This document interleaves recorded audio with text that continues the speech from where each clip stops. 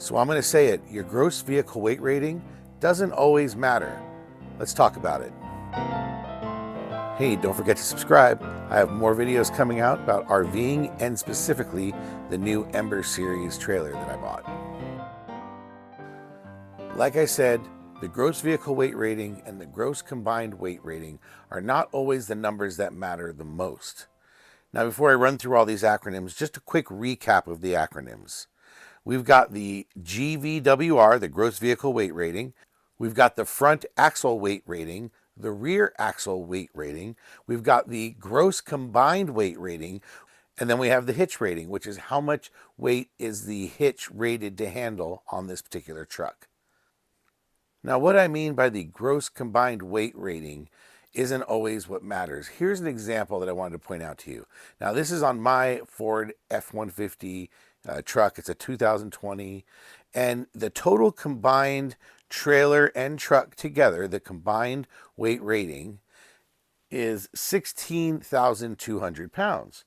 But when I took the truck and the trailer over a scale, very quickly, mind you, so I need to get better measurements, you could see that it was actually only 12,000 and some odd pounds. So this meant that I was 76% under the weight that I'm rated for.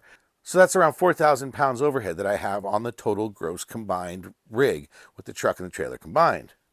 But if you look at what the max trailer weight is, according to the documents of the Ford F-150 specifications, it actually says that it can tow up to 10,500 pound trailer. And if you do the math on that, that means the only way that would work is if the truck only weighed 5,700 pounds. So I might need to run with the truck completely empty, a quarter tank of gas, and I might want to hold my breath to try to get to 5,700 pounds. So just because you see that max trailer weight can be up to 10,500, that doesn't mean you can go out and buy a 10,000 pound trailer and just hitch it up to your F-150 and drive off. If we look at the actual weight of my truck when I last ran it across the scale with the trailer on there, I would be 126% over the truck weight that it would take to get a 10,500 pound trailer through. So I'm definitely not going to be towing anything that big. Now, the first truck I got, I was fine on the gross vehicle weight rating and the gross combined weight rating. Those numbers came in good. But when I would go across the scale and weigh that back axle, it would always come in a couple of hundred pounds over what the rating was. And this was because I was overloading the truck a bit. So I would run the truck as light as I possibly could. I'd remove the tailgate from the truck. I would try to put the least amount of cargo in, and I would try to end load the trailer just a little bit. Now, I never had trailer sway issues, so I wouldn't overdo it by shifting weight to the back of the trailer, but I would put my bikes on the back and I would stick my toolbox in the back, all in an attempt to try to offset that heavy hitch weight that I was putting on my truck. Now, when we look at the gross vehicle weight rating of my newer truck, my 2020 F-150, we can see that I got a payload package. Now, this payload package is an addition to the standard tow package that most people get with their F-150. And this allowed me to go all the way up to 4,800 pounds on the rear axle weight rating. So you can see that across all of the axles, the gross vehicle weight rating for the truck and then each individual axle, when I weighed it, they all came in under. Now, I am running a little heavy on that front axle, and I'm starting to push the gross vehicle weight up there to 92%. So I've got about 650 pounds of overhead basically on that truck that I have. And we'll talk about that in a minute, but I'm starting to push the limits of the truck, right? This is pushing the limits. But if you looked at my gross combined weight rating, right, the trailer is still only half the weight of what the maximum trailer weight for this truck is. So you have to look at each of these ratings individually, measure them individually, and figure out what the weak link is and focus on that weak link. On my old truck, it was the rear axle, which was going over. On this truck, because I got the payload package, it's actually the front axle that's starting to show the limits. So of course I'm running with weight distribution bars.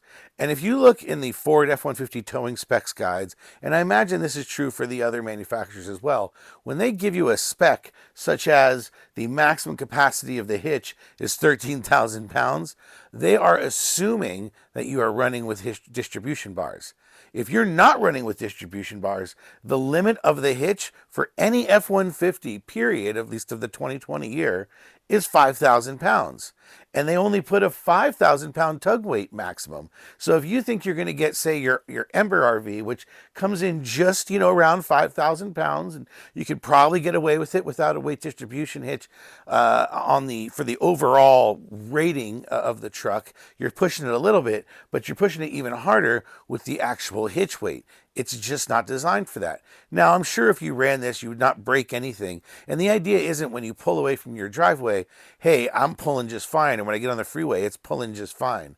When push comes to shove, when there's an emergency on the road, especially in bad road conditions, that's what you really need to be sizing your rig for. Not a sunny day on a flat road where you're cruising down the freeway at a high speed thinking, hey, this thing tows just fine. It's really about those emergency moments where you're really going to put to the test. Am I overloading my rig? Have I mismatched my trailer and my truck?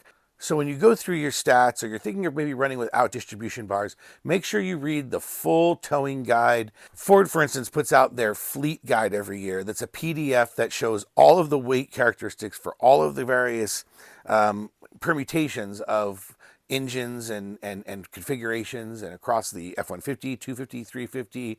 I think they have the transit vans in there as well. Make sure you overdo the research. Maybe plug in the numbers to Excel like I did.